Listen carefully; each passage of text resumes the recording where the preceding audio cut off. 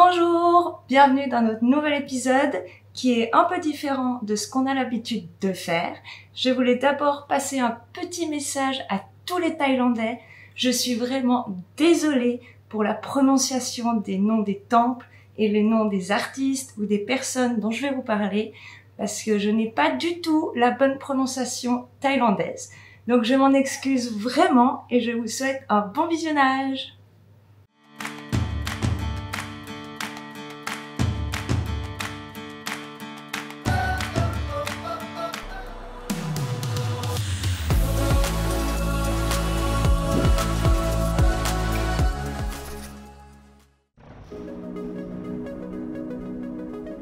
C'est parti pour faire les visites des fameux temples bien connus du nord de la Thaïlande. Mais tout d'abord, on commence par un temple peu connu et pourtant un temple qu'on vous conseille vraiment de visiter. C'est un temple bouddhiste situé à 1 heure de Chiang Rai, le Wat Saeng-Khu Photien.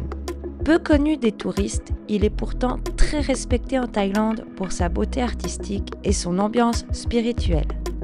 Fondé en 2006 par le moine Krubaya Chart, avec l'aide des habitants, il est devenu un lieu de culte vivant.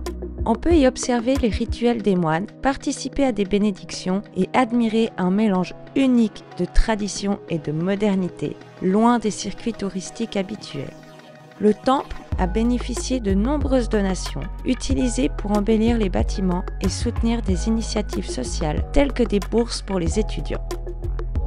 Mais malheureusement, dans la nuit du 21 au 22 juin 2024, un incendie a ravagé le hall principal du temple, causant des dégâts estimés à plus de 100 millions de bahts. Des statues précieuses, des figures en cire et des fresques ont été détruites. Le moine fondateur avait préalablement averti ses disciples d'un possible sinistre, mais l'alerte n'avait pas été prise au sérieux. Tu as la possibilité de faire un don à l'entrée pour les aider à tout reconstruire.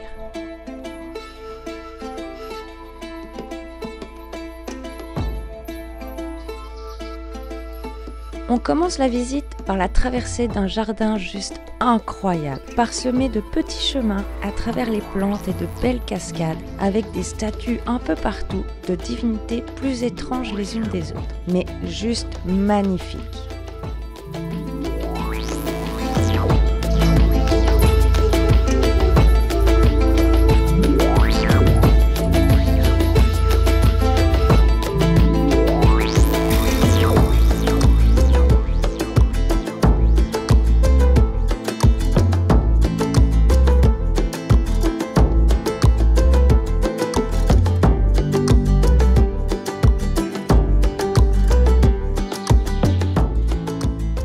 Le temple est souvent surnommé le Disneyland bouddhiste, en raison de ses couleurs vives, de ses sculptures détaillées et de ses représentations symboliques du bien et du mal.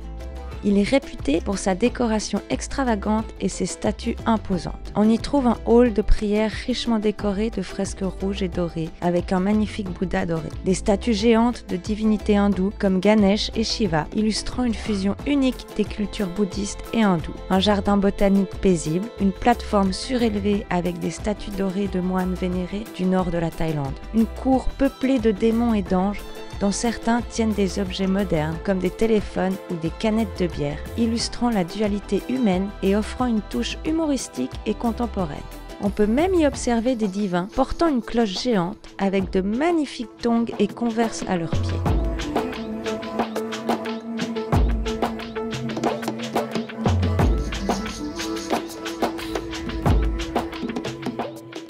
Pourquoi on retrouve du Fanta rouge comme offrande? Parce qu'il remplace symboliquement le sang animal ou le vin. Les esprits aiment le sucré et le coloré. Le Fanta rouge est donc parfait. Aujourd'hui, pour une offrande en Thaïlande, le combo gagnant c'est Fanta rouge, jasmin et encens.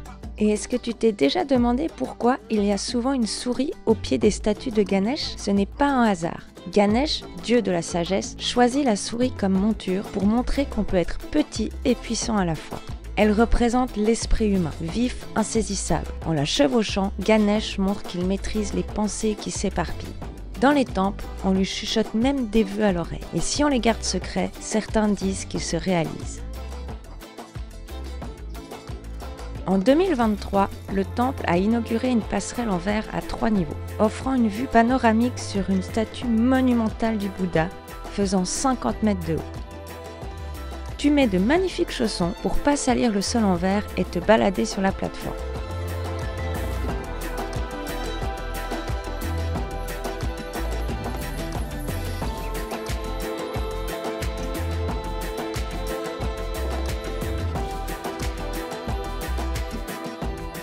Tu peux aussi aller à l'intérieur du Bouddha, où là, on s'attendait vraiment pas à trouver ce genre de fresque, autant spirituelle que contemporaine qu'un mix des deux.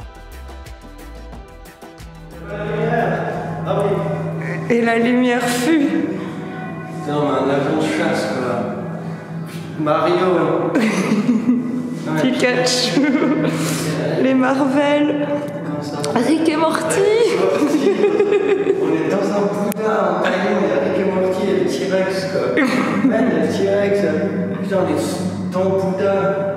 Et tu vois, il est psyché, Bouddha. Oh, regarde le chat fusée. Il est trop beau. Il est trop cool. Oh, Ouais, fini. Ouais, ça marche.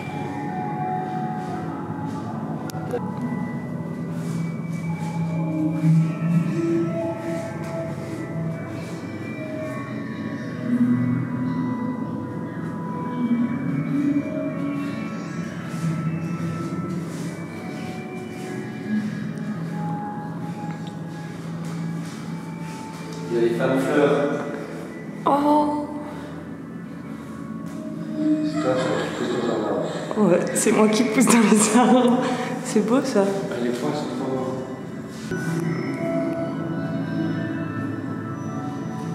Je n'ai par contre aucune explication du pourquoi et du comment on y trouve Rick et Morty, Pikachu et même Iron Man. Il y a une légende qui dit qu'un trésor est caché sous le temple, constitué de statues en or et de bijoux. Certains visiteurs affirment avoir repéré des symboles architecturaux suggérant l'existence de passages secrets. Mais nous, on n'a rien vu du tout. En tout cas, ce temple était plein de surprises. Si tu prends le temps d'observer les détails, tu découvriras un mélange original entre le spirituel et le contemporain, avec une touche de fun inattendue. On a autant été émerveillés par le lieu qu'on a ri et été surpris.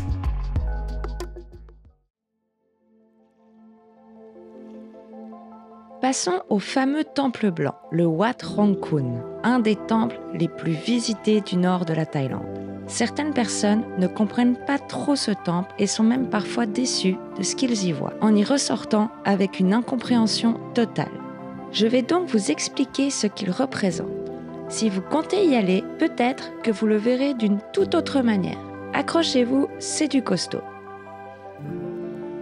Tout d'abord, ce temple, ce n'est pas un ancien temple, mais une création contemporaine née de la vision d'un homme. Son nom, Ajarn Chalermchai Kositipap, un artiste bouddhiste thaïlandais. Dans les années 90, alors que le vieux temple du village tombait en ruine, personne ne voulait investir pour le restaurer. Mais Ajarn a vu là une opportunité, reconstruire le temple à sa façon, en y intégrant ses croyances, son art, sa critique du monde moderne et décida de le reconstruire. Mais pas simplement de le rénover, non, il va le réinventer, le transformer en une œuvre d'art monumentale. Il décide de financer lui-même les travaux pour conserver une totale liberté artistique. Il travaille avec ses propres fonds et une équipe restreinte. Son objectif, créer l'œuvre de sa vie, mais surtout transmettre un message spirituel et humaniste à travers l'architecture et l'art.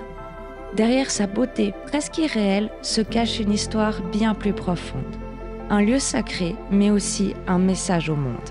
À 42 ans, l'artiste abandonne tout. Reconnaissance, fortune, contrats internationaux. Il veut consacrer le reste de sa vie à offrir ce temple à Bouddha, à son pays et à son roi. Il a dit « Ceci est mon offrande à Bouddha. Si Bouddha l'accepte, il durera, sinon qu'il s'effondre. » Le temple, appelé Lubosoft, est construit comme un chemin initiatique. Avant d'atteindre le sanctuaire principal, les visiteurs doivent traverser un pont appelé le pont du cycle de la Renaissance, surplombant une mer de mains blanches qui s'élève du sol comme des morts vivants criant de l'enfer. Ce pont mène du monde des illusions et des désirs, le samsara, notre monde, vers l'éveil, le nirvana. Autour, les mains surgissant du sol représentent les mains de l'avidité, de l'attachement, de la souffrance humaine, des tentations du monde matériel. C'est un passage obligé pour tout être qui souhaite s'élever, laisser derrière soi les illusions pour atteindre la vérité. L'artiste ne cache rien, il montre la laideur du monde, la violence, la cupidité, les tentations modernes.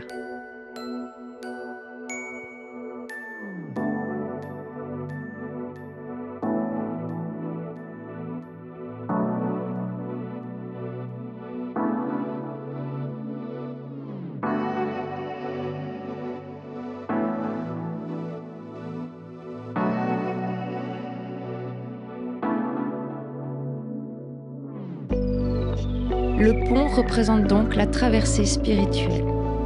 Les cercles symbolisent l'enfer, les désirs et l'illusion. Les statues aux escaliers évoquent les étapes de la sagesse bouddhiste. Le dernier miroir avant d'entrer dans le sanctuaire est la porte vers la vérité, car il faut se confronter à soi-même pour atteindre l'éveil. Nous n'avons pas le droit de faire des images de l'intérieur du temple, mais je vais vous expliquer. Quand on y rentre, on est bien surpris. Loin des fresques traditionnelles, on découvre une explosion de symboles contemporains. L'effondrement des tours jumelles, l'explosion nucléaire, Ben Laden, George Bush, des avions de chasse, Dark Vador, Hello Kitty, Matrix et même des super-héros. Un mélange inattendu de notre monde moderne dans un lieu sacré. Mais l'artiste l'explique clairement. Il veut dénoncer les dérives de notre société. La guerre, le consumérisme, la technologie déshumanisante, la destruction de la planète, l'aveuglement collectif. Ces images sont volontairement choquantes pour nous faire réfléchir. Il nous met face à nos contradictions. Ajarn ne propose pas un temple passif, mais un miroir de notre monde et de nous-mêmes. Au centre de ce chaos, une seule figure reste paisible, le Bouddha, immobile en méditation, symbole de la paix intérieure au milieu du tumulte du monde.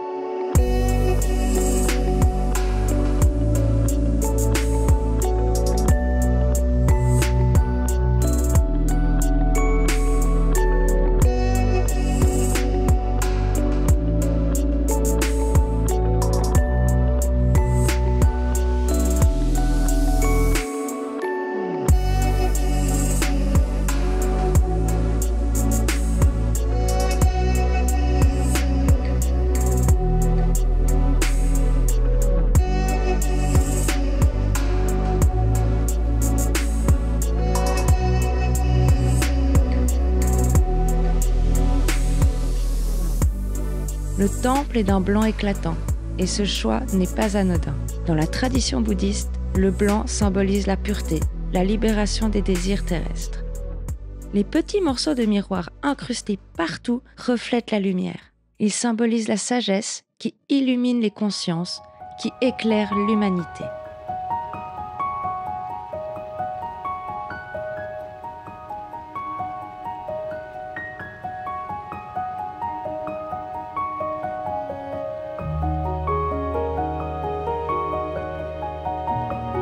À quelques pas du temple blanc, un autre bâtiment attire l'œil, le temple doré. Il ne s'agit pas d'un sanctuaire, mais de toilettes publiques. Il a voulu représenter le corps, le matériel, les désirs terrestres. C'est une critique ironique mais puissante. Nous passons notre vie à embellir le superficiel et nous oublions de cultiver notre lumière intérieure. À ne pas confondre avec le petit pavillon doré de Ganesh. Dans le contexte du temple blanc, Ganesh représente le pouvoir de surmonter les obstacles intérieurs, ceux que l'on doit franchir pour atteindre l'éveil. Mais ici, ce n'est pas seulement le Ganesh traditionnel qui est représenté. Bon, on ne peut toujours pas filmer ces œuvres qui y sont exposées à l'intérieur. Mais l'artiste met en scène plusieurs statues de Ganesh dans des postures très inhabituelles, parfois en habit de rockstar et même de businessman. C'est un clin d'œil humoristique et critique que l'artiste affectionne. Il joue avec les symboles, les détourne, les modernise, tout en conservant leur essence sacrée. Alors que le temple blanc nous pousse à abandonner l'ego et les désirs terrestres, le pavillon doré de Ganesh nous rappelle que la voie spirituelle ne rejette pas le monde, mais nous invite à le voir autrement. La dorure symbolise ici l'abondance intérieure et non matérielle, l'illumination de l'esprit par la connaissance, la capacité de transformer les obstacles en opportunités d'évolution. Ce petit temple doré est donc une œuvre ouverte à l'interprétation. Pour certains, c'est un lieu de prière et d'hommage à Ganesh. Pour d'autres, c'est une critique subtile de notre obsession pour les apparences. Et pour l'artiste, c'est un peu des deux. Une passerelle entre le sacré et le profane, entre la tradition et l'art contemporain.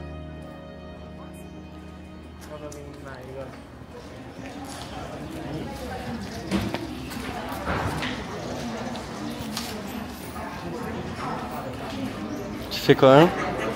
C'est le Lucky Body Tree. Alors je vais mettre mon petit vœu pour porter chance et après je vais l'accrocher là-bas. Il faut mettre ton vœu, ton nom. Voilà.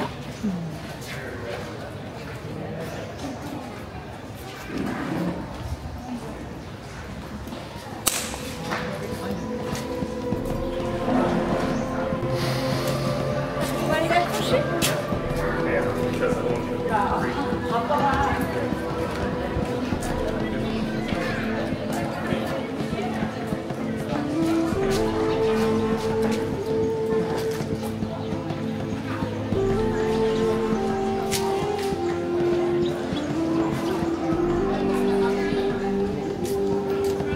Ils vont tous les accrocher là en haut.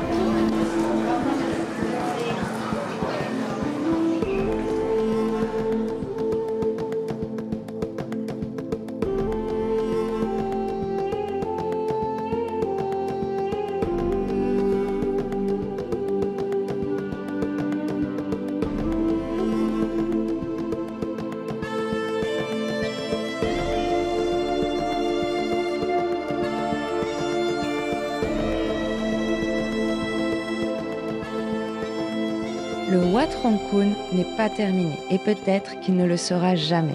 L'artiste veut que le chantier continue longtemps après lui. Il a déclaré qu'il consacrerait 90 ans à cette œuvre, même s'il sait qu'il ne verra pas la fin. Il a donc formé une équipe pour assurer la transmission de son art et de ses idées sur plusieurs générations. Wat Rong Khun est devenu un lieu de pèlerinage, d'art et de réflexion, visité par des millions de personnes chaque année. Pour lui, le Wat Rong Khun n'est pas seulement un temple, c'est un message d'amour, de paix et de vérité. C'est un message gravé, une œuvre qui unit le sacré et le contemporain. Un cri de lucidité, une prière visuelle, un appel à l'éveil. Et dans le silence lumineux de ce temple unique au monde, peut-être que certains trouveront des réponses, ou du moins de nouvelles questions.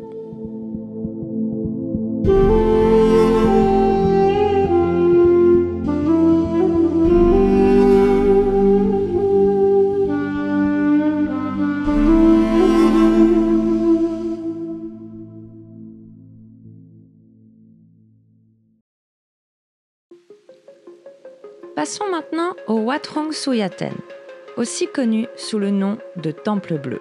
C'est un temple bouddhiste situé à seulement quelques kilomètres de Chiang Rai. C'est l'un des temples les plus photogéniques et surprenants du pays, grâce à son architecture moderne et à sa couleur bleue éclatante, rare dans l'univers bouddhiste. Autrefois, ce site abritait un ancien temple abandonné depuis près de 80 ans, jusqu'au jour où la communauté locale décide de lui redonner vie. Les travaux durent environ 6 ans et le temple est finalement inauguré en 2016. Son nom, Wat Rong Suyaten, peut être traduit par le temple du tigre dansant. Selon la légende, des tigres traversaient autrefois la rivière voisine en bondissant avec grâce, comme s'ils dansaient au-dessus de l'eau. Un nom poétique à l'image du lieu. Le temple a été conçu par Putta Kapkau, ancien élève de Chalmerchai Kosippi-Ipat, que je vous ai parlé tout à l'heure, l'artiste visionnaire derrière le célèbre temple blanc. On retrouve ici des similarités évidentes, une fusion entre tradition bouddhiste, art contemporain et symbolisme puissant. Cet artiste s'est inspiré de l'enseignement de son maître, mais avec sa propre sensibilité. Un univers plus onirique, presque psychédélique, où chaque détail raconte quelque chose. Son souhait était de créer un temple gratuitement accessible à tous, croyants ou non. Un lieu de recueillement, de contemplation et d'émerveillement. Offrir un accès à la beauté divine, disait-il. Le bleu intense qui recouvre l'ensemble du sanctuaire n'est pas un choix esthétique au hasard. Il symbolise le Dharma, la loi universelle du Bouddha, mais aussi l'infini du ciel, la sérénité et la profondeur de l'esprit. Ce bleu saphir est contrasté par des touches de doré, qui évoquent l'énergie spirituelle et la lumière intérieure. À l'extérieur, des statues majestueuses gardent l'entrée du temple. Ce sont des nagas, des créatures mythiques, mi-serpents, mi-dragons, protectrices des lieux sacrés et symboles de transformation. On les retrouve dans presque tous les temples.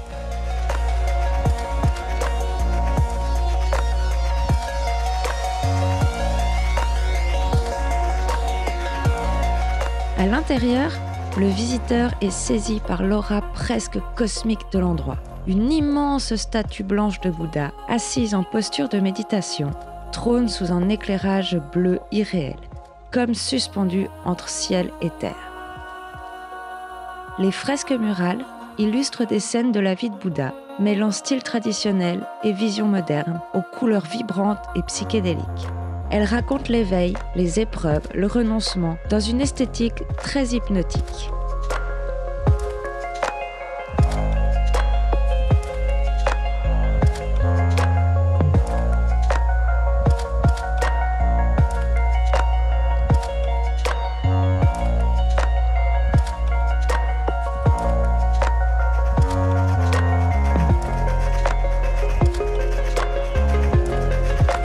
Malgré sa beauté moderne et son attrait touristique, le Wat Rong Su Athènes reste un temple vivant. On y célèbre encore des rituels bouddhistes, les fidèles y viennent déposer des offrandes, prier, méditer. Dans ce lieu hors du temps, l'art et le sacré cohabitent en parfaite harmonie.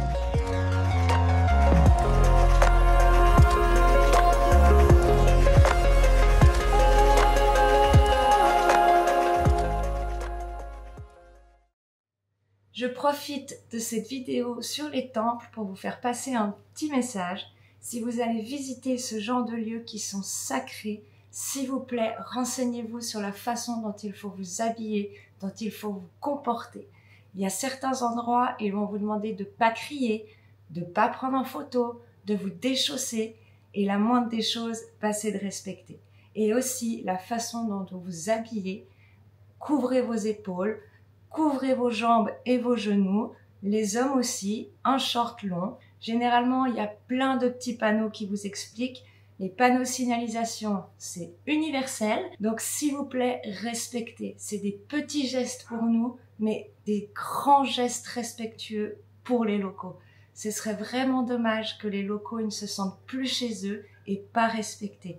Et ce serait aussi dommage qu'ils ferment des lieux comme ça à cause de notre comportement. Je vous dis ça parce qu'on en a vu une quantité de touristes qui s'en foutaient complètement.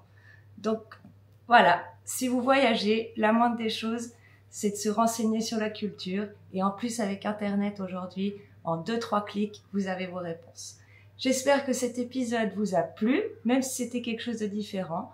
Et j'en profite aussi de vous dire de vous abonner si vous ne l'avez pas encore fait, de liker et de commenter, ça nous aiderait beaucoup.